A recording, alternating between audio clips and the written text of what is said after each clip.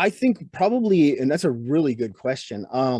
There's so many different things where routes we could go with this one, but one of the biggest things I think that a lot of people misunderstand is like the word hate and how the movement is about hate and that it's a hate group and this and that. And I want to explain this as carefully and concisely as possible so it's not misunderstood, because I've been misunderstood when I've explained this before. And the moment I say, hey, it's not all about hate, a lot of times people's ears shut off and go, oh, now he's running cover for them. Absolutely not. There's absolutely, hate is part of what goes on in these groups. But to look at it from an outside lens and looking in and saying this is all about hate, that people join this because they're hate mongers, because they're evil people and things like that, I think that's a common misconception. I've heard people that have gotten out talk about how it's all about hate. Everything they did was hate, hate, hate, hate, hate. And I think that's part of the problem, is that some of that stuff has been misconstrued, misunderstood, misarticulated, probably is the best way of putting that, is they've misunderstood or misarticulated it. And hate is definitely part of it, but no one goes into these organizations, and I could say that from my own lived experience as well. No one wakes up one day and says to themselves, you know what, I want to be the bad guy. I want to join something that is universally hated and that people don't like. I'm going to be the bad guy. No, these people think that they're doing something heroic, something Right. honorable, something noble. And that's the biggest misconception. So when you're approaching somebody, for example, if we're talking about trying, like a family member trying to get through to a son or daughter or something like that, you don't approach them and saying, why are you involved in this hate garbage?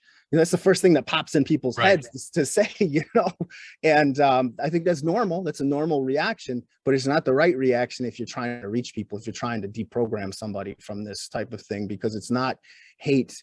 Hate is developed there, hate is fostered there, it is part of it, but it's not the reason why people join. And I say that, I want to preface that as well, because there is some people that do join out of hate. And I could say that from my experience of being in charge of the NSM for 25 years. We wanted to know why people were joining. We had asked people why they joined or what was the Right. reason. Okay. And sometimes there was those people that came in and said, well, I hate blacks, I hate Jews, I hate this and that. And to be honest, even at that time when I was in the movement, those people made me nervous. They struck me as sociopaths or potentially violent individuals that might be damaging to the group. So, they were kept on a short leash or not let in at all, depending on the Right. scenario. But it's not coming from a place of hate that they're joining these things. It's coming from a place of wanting to do something good, or love for your people and things like that, but it's misdirected, you see. So you can Right. love your people, you can love your tribe, that's fine. But if you're misdirecting it and it is harming others or causing others to feel pain, and then it's not healthy. And that's the part they're missing. They don't see that. Absolutely. That's wow. Yeah. I think you hit the spot for me. You hit the nail right on the head there, Jeff. I think that's spot on because I concur immensely from my own from my own readings, my own conversations I've had previously. It is that misconception that people, you know, and that's the freaky thing. I think most people should take away from this, that particular misconception applies to nearly any group or movement. You don't join a movement, the majority, but whatever percentage you want to use for majority, do not join a movement, any movement, in hopes of being hateful. You don't, hate is an energy, but you can't do anything with it necessarily. It doesn't. There's no movement to it. There's no mobility. It's just it's energy that just blows up on itself. You need something to hone it. You need something that if it's going to do it, and you're usually joining because of, as we've said, out of trying to find purpose, trying to find meaning. And then within those confines, within that, and the constraints from those confines, you're fostering an environment where it's possible for hate to be a driving force, and reinforced by certain elements and certain conversations and certain material present, always being present in the same environments and with the same people.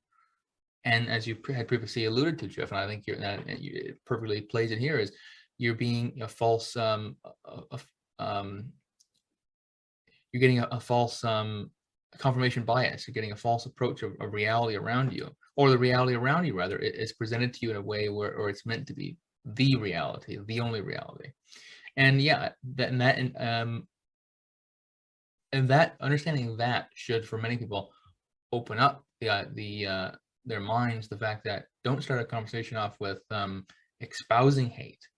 Start a conversation off with expressing love, expressing compassion, because your hate's not going to be anything more than just bouncing off. It really won't mean anything.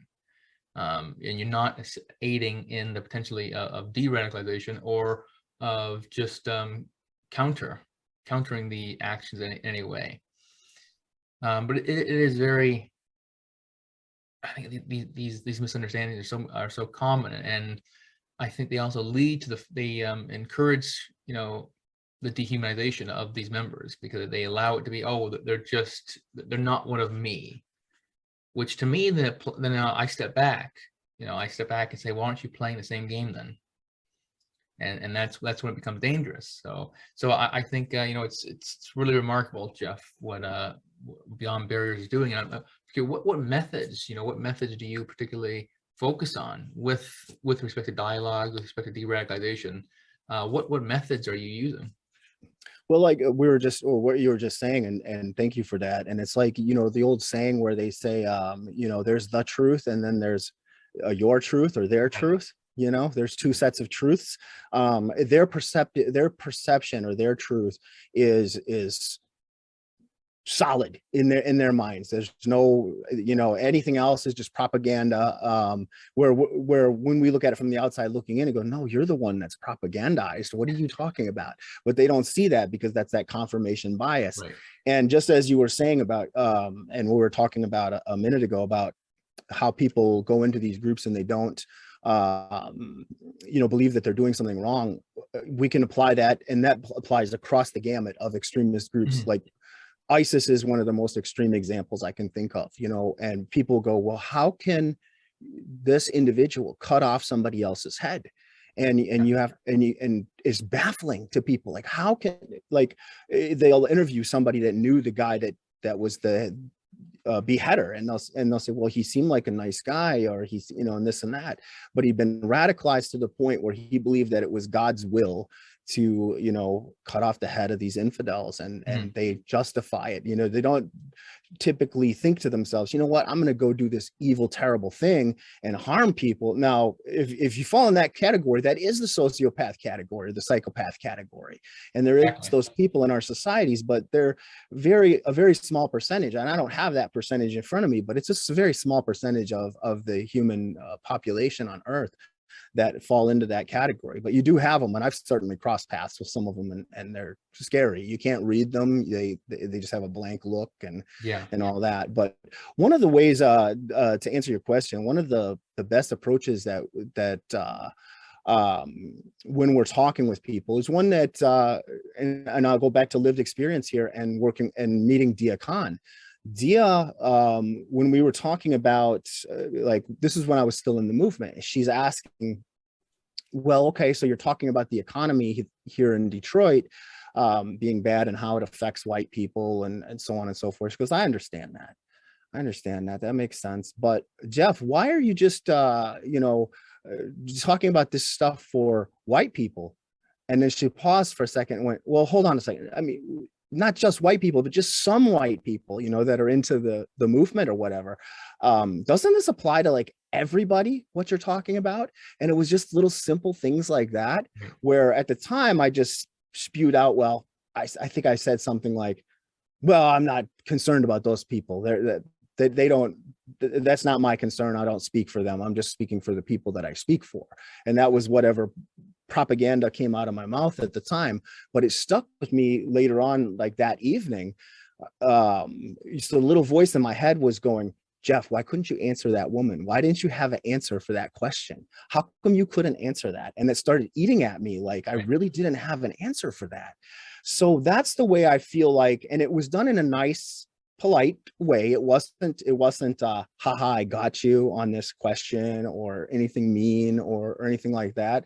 And I think that's that's a big part of it. And I can say even in a lot of the conversations that I have with people that are still active in the movement to this day, or they're still, on the fence or just reaching out and having dialogue, is a lot of times, their responses back to me on different things are like, well, it's the Jews, you have to know it's the Jews, or you have to know it's the blacks, or or that sort of thing. And a lot of times they'll use racial epithets and the things that are pretty common in that sphere. And I just have to let it roll off, like I can't, if I go, what, stop using that language, I don't like that language, which is the natural thing that you'd like to say, but you do that, you've just shut the door on that conversation. So, Yeah. and that's a hard thing for a lot of people to do. It is. It is. you And know. it is. And I think we both can appreciate that it's a very counterintuitive approach. You want to react. We want to become visceral. We want to become very emotional in our reaction. But take that moment. Be like almost a stoic. Take that moment and step back for a moment, and think about how you're going to engage. How you're going to communicate with this person. Engage. Have a communication as opposed to just stating your views and buggering off and having nothing come of a potential dialogue, a potential conversation, a potential rich conversation. Listen. That might be a very uneasy thing for most people to do, with terms thrown around. Views, perspectives. However horrible they may be, however out of sync with what your views are. Allowing that person to talk, as we've previously said, is your greatest first step. Allowing that person to talk, and then again, posing questions to allow them to think. Allowing them to think, not just giving answers and having a very cold conversation, but allowing them to think. It is often the best way, because just as with individuals of the extremes of the far right and Islamist extremism, as many times have been shown, when you just have these very humanistic approaches, you're going to have a better means of getting to understand how and why this individual got into this, and how it became, for lack of a better word, trapped within these confines, and how everything just became cyclical over and over again. The same thing happened, same day. I know my position day in, day out, and your act of humanity may be that wrench in the machine that throws everything off. It allows it to restart.